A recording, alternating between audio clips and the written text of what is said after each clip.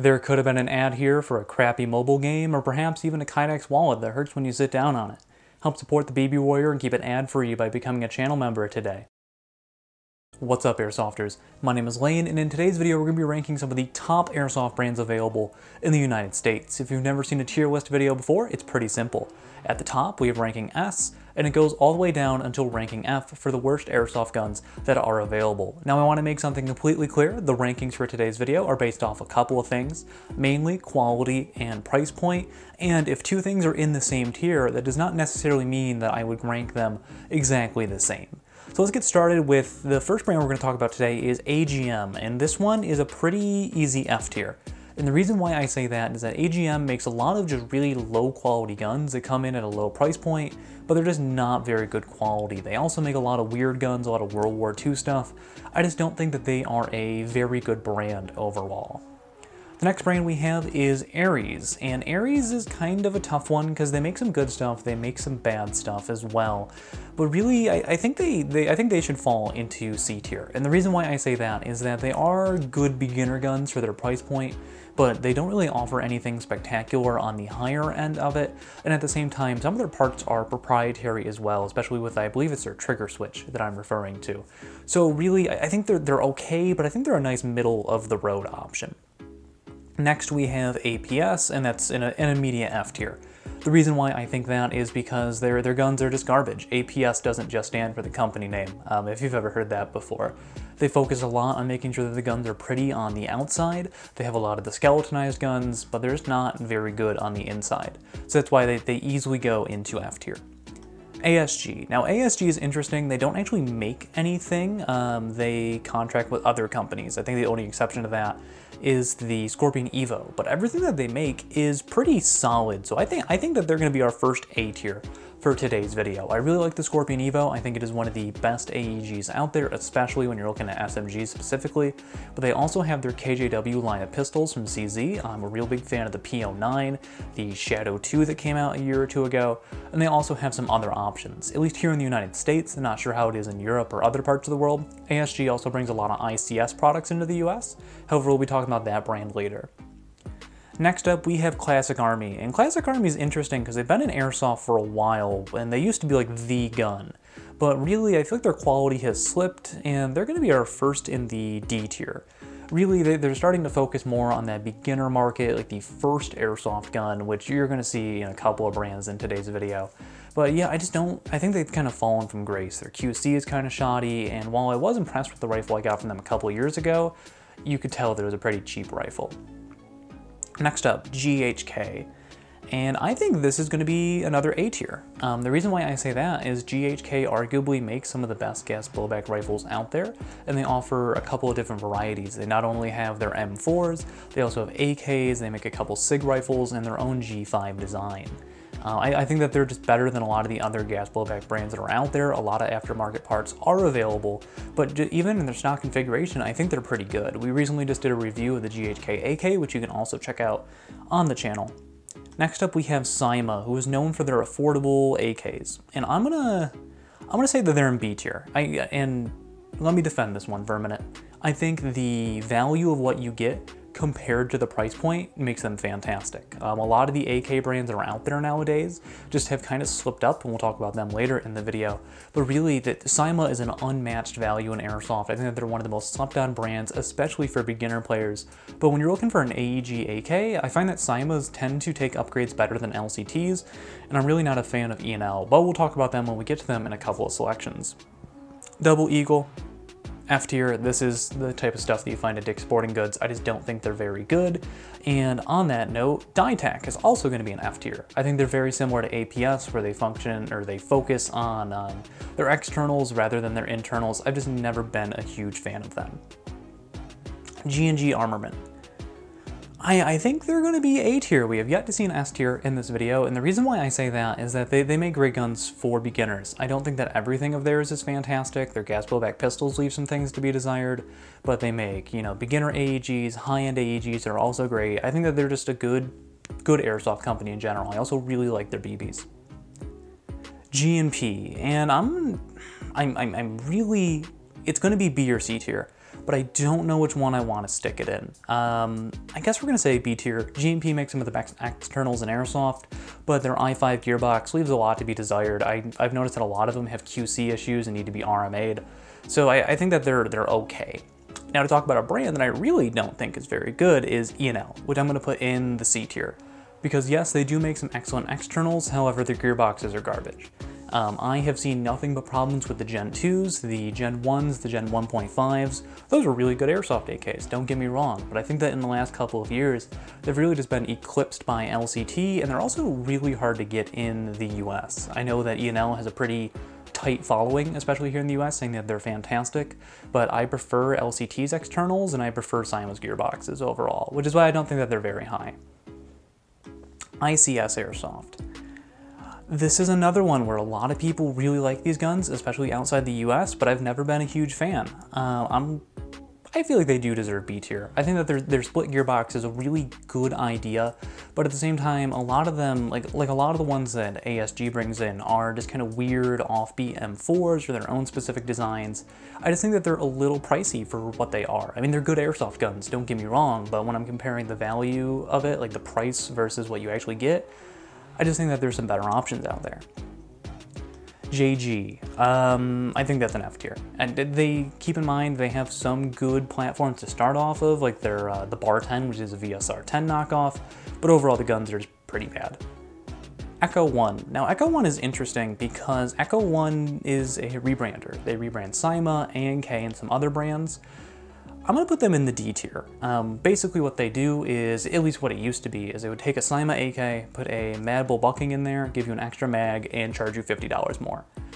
They're okay, but recently I haven't seen anything that's super impressive from them, and that's why they're so low. Same thing with King Arms. I just don't think that they're very good Airsoft guns. They're used as the OEM for a lot of people.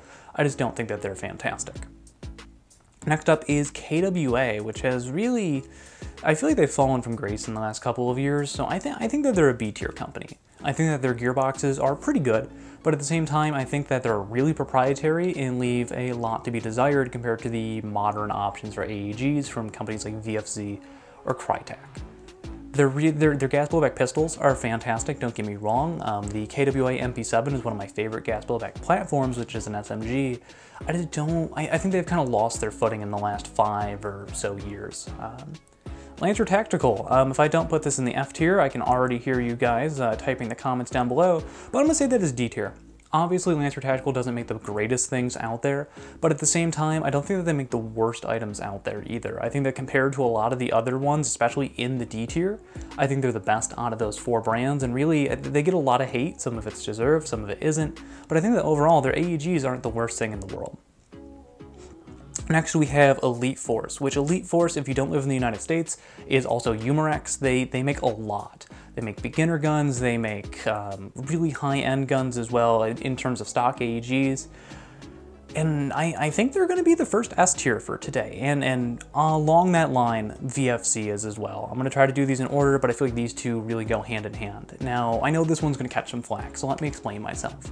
The reason why Elite Force is going to go in the S tier is because they offer a little bit of everything, and at every value point, they have something that's going to be better than the other option. Yes, they make some beginner guns, but compared to the other guns at those price range, they're pretty good. They also have a fantastic warranty.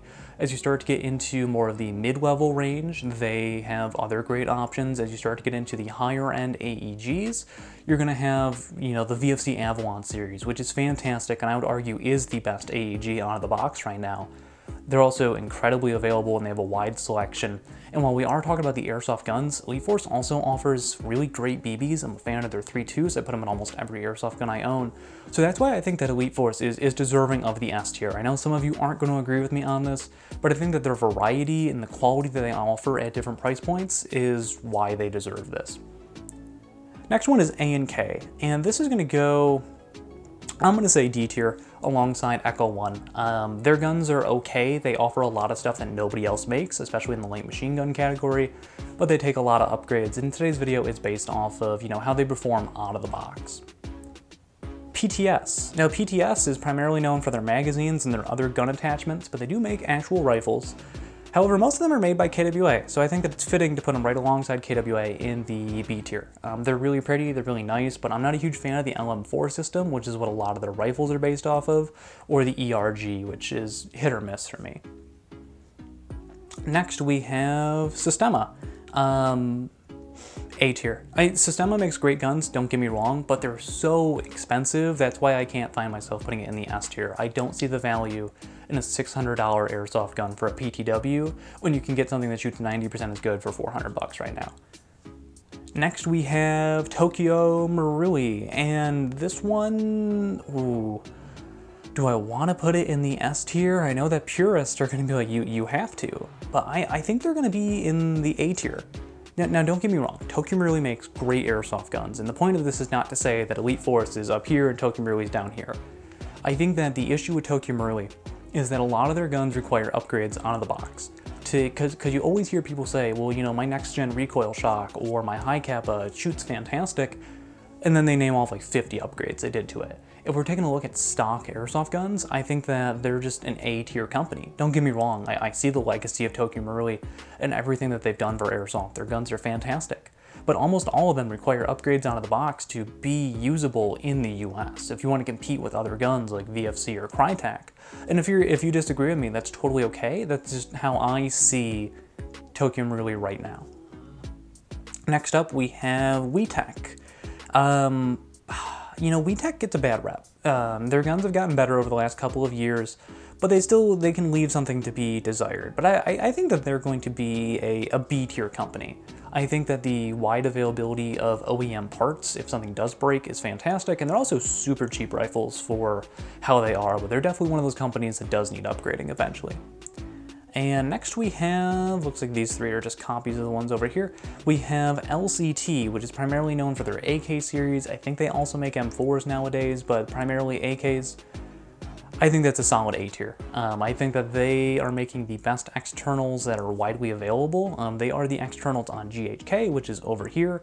But yeah, I just think that LCT makes fantastic airsoft guns. They perform better than Zymas, but they're also significantly more expensive and more widely available than E&L down here. Now, just taking a look at it, we don't have a ton in C tier, which is kind of surprising. So next we have Anakatsu, which is primarily a higher end gas blowback brand. I think, again, these are going to fall into the A tier. They're fantastic airsoft guns, but they're expensive and kind of hard to get in all honesty. Next, we're going to do KJW, which is, again, primarily gas blowback items. I think they make AEGs still. They're widely known for the pistols they make for ASG up here. They also make the KCO2, which is really popular. I think they're going to be another B tier company, just like WeTech. I think that KJW is better than We, but at the same time, really, they almost always require upgrade or modification to be a really good airsoft gun. And then finally, we have Crytek, which this one's an easy S tier for me. The reason why I say that is it's kind of similar to the arguments for the VFC Avalon. I think that they're just fantastic guns out of the box, and in their price point, you really can't beat them. I think that they're pretty neck and neck with the VFC Avalons. I'm starting to prefer VFC nowadays over Crytek, but really they're fantastic airsoft guns. They don't really require anything out of the box, but if you want to upgrade them, it's relatively straightforward. But there you have it, guys. That is my list. I'm just going to take a quick look over and see if there's anything I would change. And actually, I'm pretty happy with it. So yeah, this is my standing on the best airsoft guns that are available right now in the United States. Now, I know somebody's going to say, well, you didn't mention my brand. I'm sorry I didn't get to absolutely everyone. This video would be, you know, an hour long if I did that. The only brand that I see in here that I wish I included would be Specna Arms. I think they're a solid A tier company, but they also have some QC issues. If you want to play along for yourself, there'll be a link in the description below where you can check out this list and make your own. Make sure to share it with me on social media. But yeah, guys, those are my opinions on the best AEGs that you can buy in the United States right now. If you enjoyed today's video, I would love it if you joined our community by hitting that subscribe button down below. If you want to help support the Baby Warrior and allow me to make more great content for you guys, I'd love it if you consider joining our channel by becoming a member. By donating to me each month, you get some really great perks. You can even see videos early. This has been Lane from the Baby Warrior, and I'll catch you all next time.